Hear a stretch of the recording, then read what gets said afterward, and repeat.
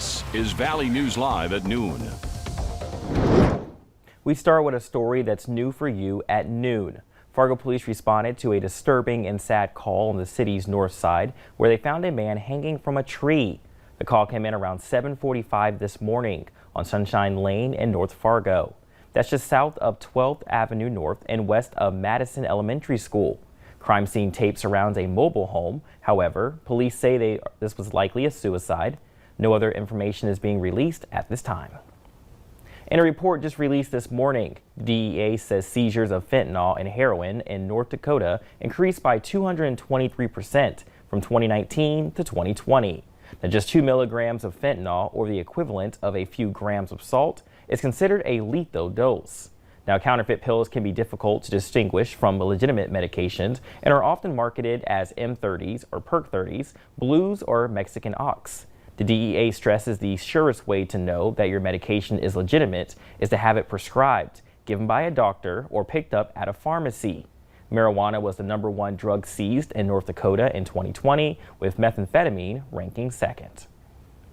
One of the teens arrested in connection with a shooting in West Fargo that injured a child will make his first court appearance today. The 19-year-old CJ Kothritters is due in Cass County Court. A 17-year-old juvenile was also arrested. They're accused of robbery, reckless endangerment with a firearm, and firing a gun within city limits. Now, police say during an attempted robbery, the two started shooting and a child inside a nearby home was taken to the hospital after being hit with a bullet. People in the area, or people in the neighborhood that is, were told to shelter in place for more than 2 hours. Now, police are still looking for the owner of a car involved. It's a dark-colored Chevy Malibu with North Dakota license plates. If you have any information on that car or the driver, you're asked to contact police. Well, still a pretty chilly start to the day, so if you're grabbing lunch, grab a jacket. Let's check in with meteorologist Lisa Green. Yeah, we are looking at temperatures that are a little cooler, but the sun is coming back out and we're getting rid of that snow and rain that fell last night and this morning and clearing things out. This is one of our photos from this morning. Rick took this photo at the Lake Ida Apple Farm in the Cormorant area, and you could see that fresh coating of snow there on the ground from accumulating snow in that region. We also had some photos coming in from the Pelican Rapids area as well. So, in that part of Minnesota, Lakes Country, we did see some accumulation, had some slick roads in some of those spots, but it's been improving since then. We still have the wind, though. This is our view in Fargo at Luther Family Ford. Camera jostling just a little bit in that wind here this morning, or this afternoon now, and you can see the snow is on the downward trend as this system overall pulls away. Still seeing perhaps a few flakes or drops of drizzle in places like Bemidji and stretching down into parts of Otter Tail County from there.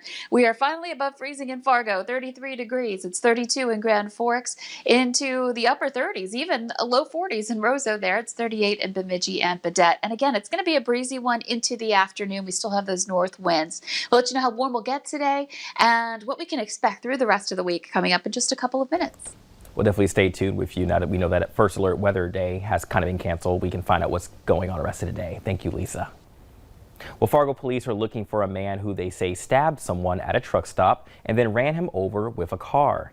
Pajabo Duncan of West Fargo is a suspect in an aggravated assault Monday night at the Love's Travel stop of 32nd Avenue. If you know where he is or have information on him, you're asked to call 911 or text your tip to 847-411.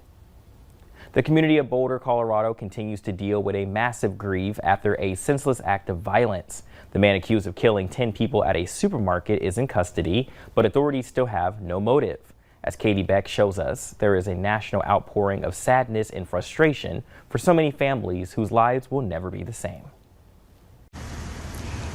The investigation into the terrifying tragedy in Boulder continues as police are working around the clock to determine the why in all of this. What was the motivation behind the shooter in this case, and what do they need to piece together in terms of a timeline? Through court records, we have learned that they have searched the shooter's car, his home, and his social media accounts to try and look for any indication as to what may have caused him to take the lives of 10 innocent people. They are reviewing all of that, and we are hopeful that we'll hear more details today. In the meantime, this community is stricken with grief, devastating impacts, and feeling the loss of those individuals lost in the shooting. There are makeshift memorials and vigils, and folks here are paying their respects to those, as so many Colorado communities have done in the past. The investigation will continue, and we're hopeful to have more details later today. In Boulder, I'm Katie Beck for NBC News. The victims were both workers at the store and shoppers, ranging in age from their 20s to their mid-60s, including a soon-to-be grandfather. U.S. and South Korean officials say North Korea fired 2 short-range missiles over the weekend. The activity involved weapon systems at the low end of the spectrum that were not covered by UN Security Council testing bans.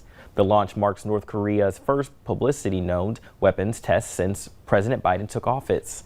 Washington has downplayed the latest activity and says it was still open to dialogue with Pyongyang.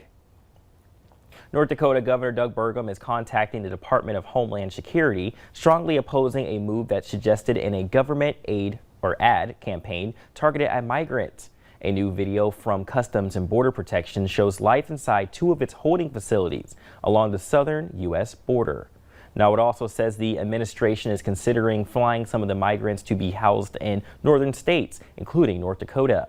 Burgum says shifting the public safety costs to North Dakota would place communities at risk, while doing nothing to address the root causes what's going on at the southern border. He also says while North Dakota is willing to help resettle thoroughly vetted refugees, he urges the administration to address this crisis at the source. An Alexandria, Minnesota man is dead after a crash in Todd County. It happened last night on Highway 27. Now, state troopers say the 22-year-old driver veered off the road, hit an approach, and rolled. They expect to release more information later today. NDSU has 27 new confirmed cases of COVID-19. 25 are students and 2 are employees. The state university system says 38 students are currently quarantined in university housing. The university is sponsoring another testing event today. It runs from 8 in the morning until 4:30 in the afternoon at Rowe Farm in South Fargo. Testing is free and drive-up or walk-up lanes will be available. Plans are in the works for an 80-acre lake and retention pond south of 52nd Avenue South in Fargo. Mayor Tim Mahoney says Lake Fargo could provide opportunities for kayaking, canoeing, paddle boating, fishing, and a loop trail. The city's planning commission has also approved a downtown riverfront development plan, which could see a pedestrian bridge connecting downtown Fargo and Moorhead. During this pandemic, many have been working from home, sitting in front of a screen for hours. This can build up stress in your body. Now, Zen in 10 focuses on stretching and breathing for 10 minutes a day to decrease physical and emotional stress. Instructor Kay Williams starts by stretching the arms and legs. The workout is comprised of yoga and relaxation techniques led by the music. Now, more than 700 songs determine the pace of the workout. The goal is for each workout to decrease stress and give you more energy. As a society, we unfortunately have become more sedentary and are sitting a lot more. And so having that extra stress on those joints and shortening them, right, can really increase the probability of some sort of injury. And so having those stretches can help alleviate some of that sedentariness, but that extra stress that you might be putting on those muscles as well. Zen in 10 is twice a week starting at 10 in the morning. To sign up, head to valleynewslive.com where we provide a link. There is no cost to join.